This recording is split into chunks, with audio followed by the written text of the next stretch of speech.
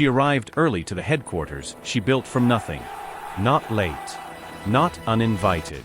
Early. Yet the moment she stepped into the lobby, something felt off. The receptionist glanced at her badge, frowned, then said casually, "They're already in a meeting. You'll need to wait." No explanation. No apology. Just wait. Elena Carter nodded once and stepped aside. That was the first insult, being treated like a visitor in the house she paid for. Assistants rushed past her, heels clicking, eyes fixed forward. No one acknowledged her. Two of them whispered and laughed as they passed the glass-walled boardroom. Inside, executives leaned back in leather chairs, relaxed, confident, untouchable. Elena stood still. Minutes dragged. A calendar reminder buzzed on her phone. She didn't check it. She already knew she was invited. Her name was on the meeting. Her signature funded it. Still, no one came. A junior executive walked out, phone pressed to his ear. He glanced at her, hesitated, then said quietly into the phone, "She's not here yet." The lie hung in the air. That was the second insult, being erased while standing in plain sight. Laughter burst from inside the boardroom. Through the glass, Elena heard someone joke. "The founder story is exaggerated anyway." Another voice replied, "Legends fade." Elena folded her hands. Security shifted near the elevators, watching her like she didn't belong. The receptionist cleared her throat and gestured.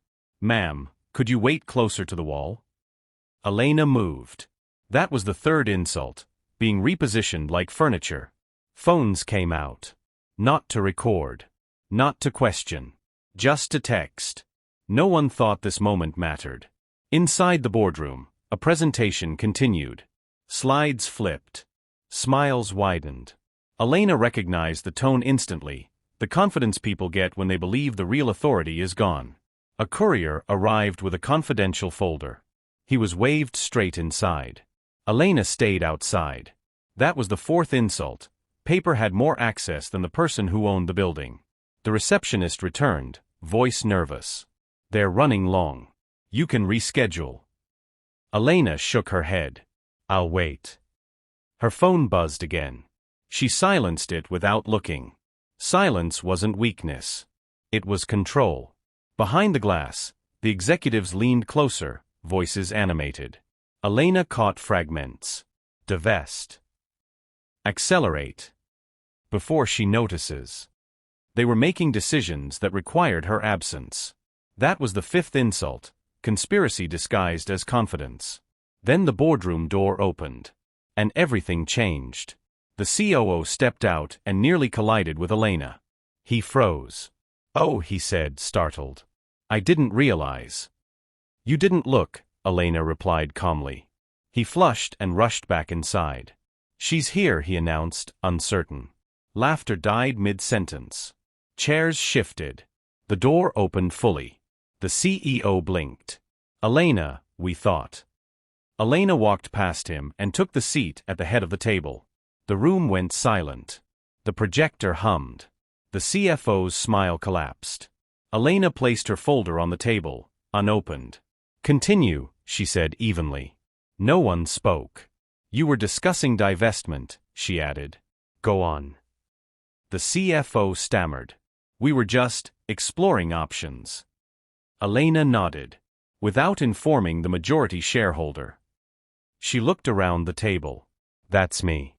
The CEO cleared his throat. "There's been a misunderstanding." "No," Elena said calmly. "You left me outside. That wasn't confusion. It was a choice." She tapped the table once. "Now I'll make one."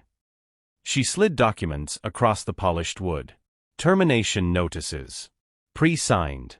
Dated that morning. The CO swallowed. "You can't do this." "Already did," Elena replied. Security appeared instantly, as if summoned by truth. That was the final humiliation, power reversing direction in public. The CFO tried to bargain.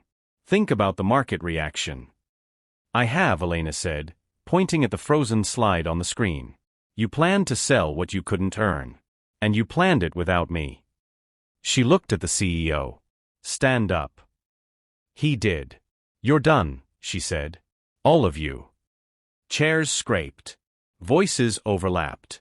Panic replaced confidence. Elena raised her hand. Silence. This company does not make its owner wait, she said. It answers to her. One by one, security escorted the executives out, past the glass walls, past the stunned assistants, past the phones that finally rose to record. When the room cleared, Elena turned to the remaining staff. Reset the calendar, she said. We start now. She adjusted her jacket and stepped into the hallway where cameras crowded. Elena faced them once, composed and final. Access isn't granted by habit, she said. It's enforced by ownership. If that silence hit you, don't scroll past it. Like this video. Share it with someone who confuses position with power. Comment the exact moment the room turned. Tell us where you're watching from and drop one word that defines your patience.